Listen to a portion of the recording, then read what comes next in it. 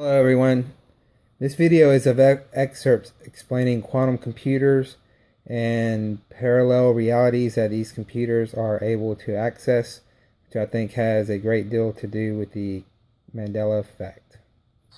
And that is that there are an enormous number, mind-bogglingly large number, of parallel realities, as real as this one, that have different consistent histories.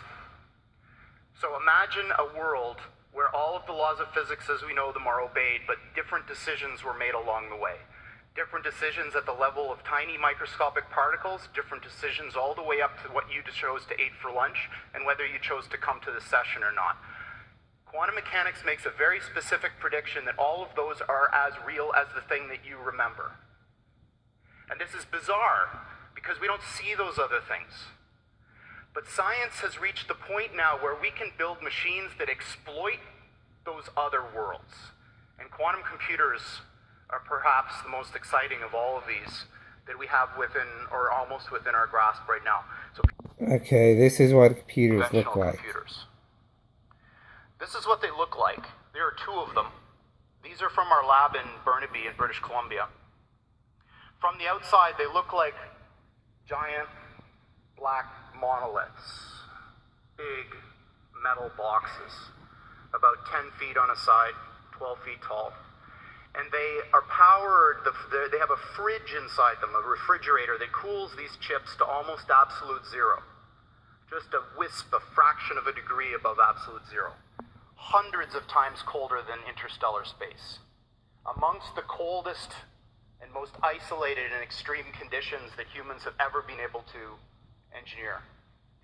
These fridges, interestingly enough, which are called pulse tube dilution refrigerators, have a thing called a pulse tube, which emits a sound roughly once per second, which sounds eerily like a heartbeat. At the heart of this big box is a tiny chip about the size of your thumbnail. And on this chip resides all of the wonder and magic that makes this thing go.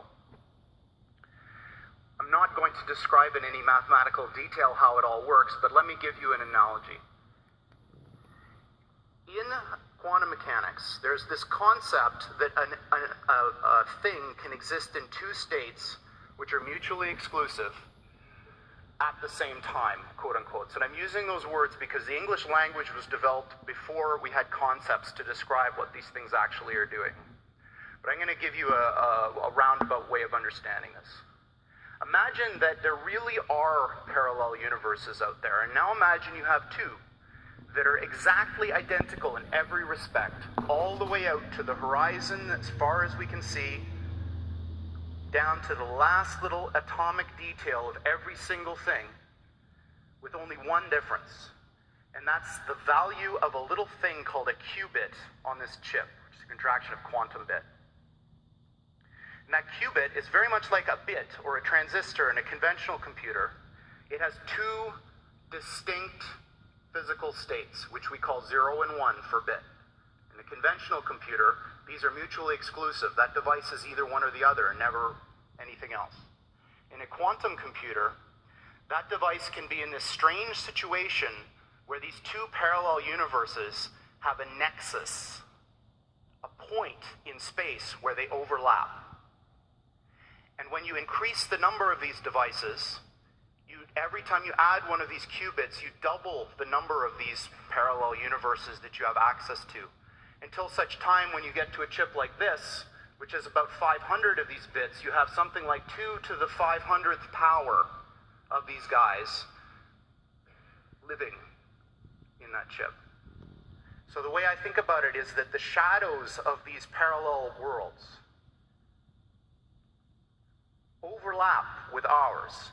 And if we're smart enough, we can dive into them and grab their resources and pull them back into ours to make an effect in our world. Now this may sound very odd to you and bizarre, and in fact I am using language that a normal theoretical physicist probably wouldn't use, but this is, what I'm telling you is absolutely correct and in line with the way that these things actually work. We've been doing this for some time now, and in fact we have our own version of Moore's Law. the doubling of the number of these qubits on the... Okay, everyone. As you heard, these quantum computers can go into these parallel universes and exploit them to create effects in our universe. Now, if that does not explain the Mandela effect, I have no other explanation for what could cause it. Thank you all for watching. I appreciate your comments and look for future uploads.